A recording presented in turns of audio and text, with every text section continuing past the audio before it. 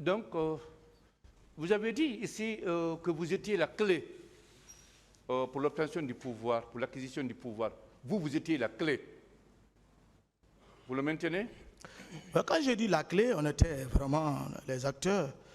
Vous savez, l'homme peut être trahi à n'importe quel moment. Même le président, tu peux être trahi par un ami. Bien. Mon capitaine Marcel, vous avez dit ici également, après le 3 décembre, que si vous vouliez prendre le pouvoir, vous l'aurez pris, vous l'aurez obtenu. Parce que vous avez maîtrisé le camp. Est-ce vrai? Vous le maintenez? Oui, lorsque les infiltrés, les inconditionnels ont voulu me sacrifier ces jours, le commandant de Gaulle, paix à son âme, a été refoulé. Les gens ont dit non, Marcel ne fait pas partie et Marcel jouait au ballon. C'est pour vous dire que j'étais écarté. Pourquoi il peut se déplacer jusqu'à Kaloum sans Marcel, sans Toumba, le commandant? Oui, il était encore avec les Makambo. D'ailleurs, Makambo est venu le trouver. C'est bonne mémoire. Mais ils ont voulu me sacrifier ces jours. Mais Dieu protège avant tout. C'est même cette déclaration qui m'a donné la force. Et quand j'ai intervenu au téléphone avec le commandant Toumba, c'est en ce sens, les Peuls, Malinké et Soussou qui m'ont soutenu, qui m'ont protégé. Donc j'ai maîtrisé le camp quand même. Le colonel Pihu est venu, je lui ai dit, assois-toi à la porte, il faut qu'on puisse mettre de l'ordre pour que tout puisse, pour ne pas qu'il y ait assez de crimes. C'est ça. Si je voudrais le pouvoir, si j'avais l'ambition de pouvoir, j'allais outrepasser. C'est pendant ce temps, au téléphone, que le commandant vous aurait dit qu'il arrive au camp, qu'il vient vous trouver au camp. C'est en ce moment. Ça, c'est un autre événement, oui. Mais est-ce vrai, quand il vous l'a dit au téléphone, le camp, on a vidé le camp, c'est vrai ça? Vous savez, il faut être pragmatique. Les militaires, il ne faut pas faire des choses dans le sourdisme. Est-ce que cela est vrai? Oui. Le camp, il est beaucoup enfui. Une autre question. Très bien. À présent, mon capitaine Marcel.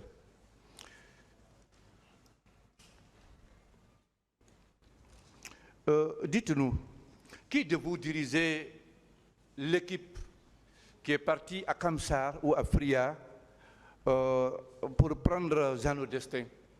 C'est vous ou bien c'est M. Pivi? Bon, Destin, paix à son âme, un homme, un rangeur. Je ne peux pas le qualifier, mais quand même, il fut arrêté, selon les informations, à Kamsar par l'autorité de Kamsar. Oui. Qui l'a ramené ici au camp? Bon, je ne suis pas renseigné de ça, mais quand même, il s'est retrouvé à Conakry. Je ne l'ai pas vu de mes yeux quand même.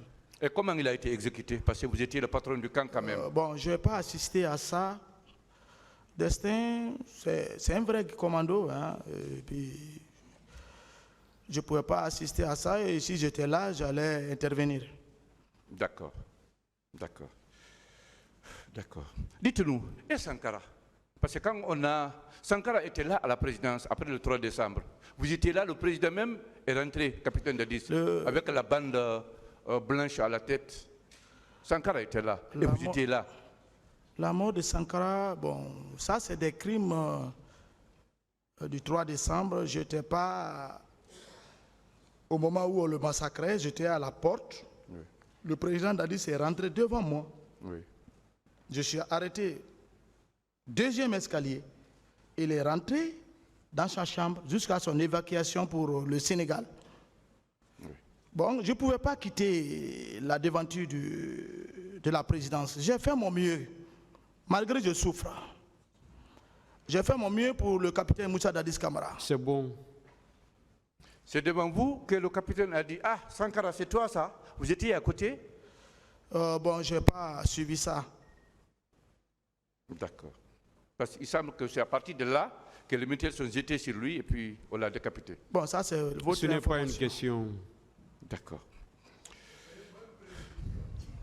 Vous n'avez pas la parole, maître, s'il vous plaît. Mon capitaine Marcel, est-ce que vous confirmez aujourd'hui, est-ce que vous pouvez confirmer aujourd'hui que le capitaine Dadis a procédé à une modification de la construction de la présidence? C'est-à-dire, autrement dit, il a fait une cour qui encercle le bâtiment de la présidence, qu'il abritait. Et qu'il y avait des portes par derrière, à l'aide desquelles il sortait. Vous avez constaté ça? Oh, bien, maître. Vous savez, il faut être au chevet des choses pour comprendre les choses. Moi, j'avais vu une cour derrière.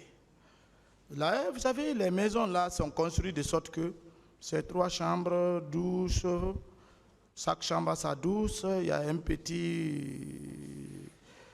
petite cuisine large, un grand salon. Et lui occupait une chambre. Et la chambre dont il occupait, ils ont fait une clôture derrière.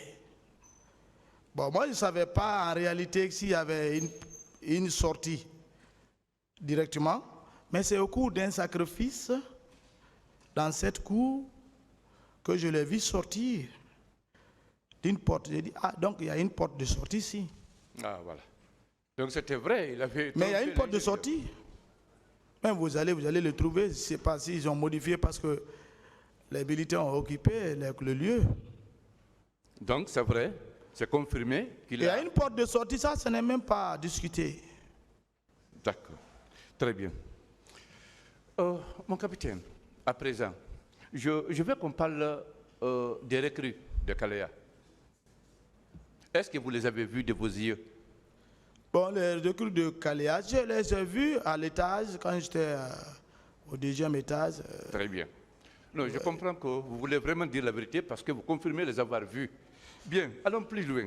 Et quand ils sont arrivés la première fois à Conakry, au niveau de 36, vous étiez avec qui pour aller les rencontrer? Non, moi je ne suis pas dedans. Moi j'étais malade. Hein? Quand ils sont arrivés à 36, rappelez-vous bien la Non, je ne suis pas au courant de leur évacuation à Conakry, comment ils ont été évacués, mais ils étaient à la présidence. Vous savez, les soldats, quand tu l'envoies dans un milieu, là, après votre rassemblement, le rassemblement qui tenait avec le chargé d'opération Makambo, mais il se balade, il est content.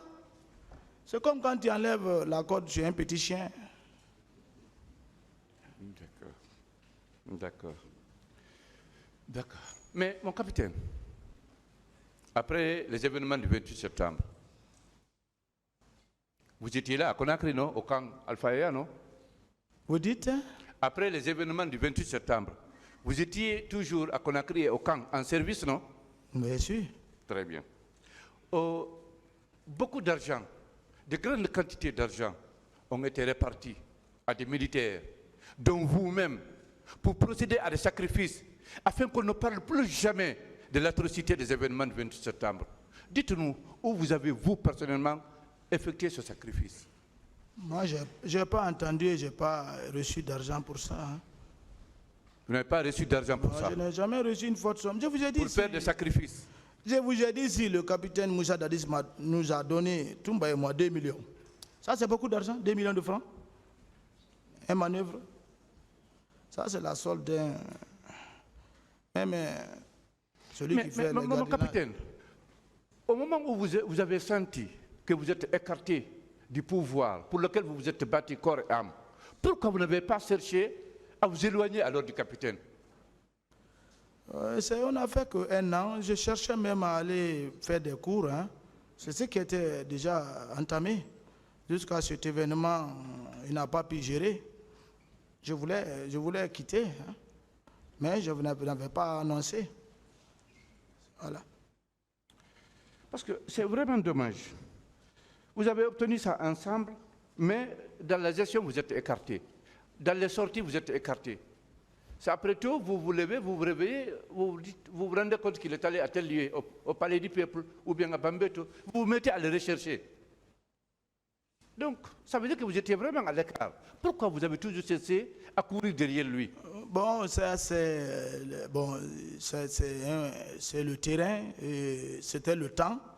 Mais à partir du moment où on est mûr maintenant là, on ne peut plus faire ces erreurs. D'accord. Mon capitaine Marcel, Feu Jean-Marie Doré avait déclaré et soutenu que vous vouliez à tout prix en finir avec lui au commandant à l'état-major de la gendarmerie. Non. Et que c'est vous-même qui étiez parti piller son domicile, tirer même sur les arbres de sa cour, pensant qu'il s'y trouvait. Qu'en dites-vous? Comment lui peut affirmer ça? J'ai du respect à ce grand leader qui a voulu mettre feu même au moment de 2010. Eux qui ont soutenu ici, qui ont empoisonné l'eau.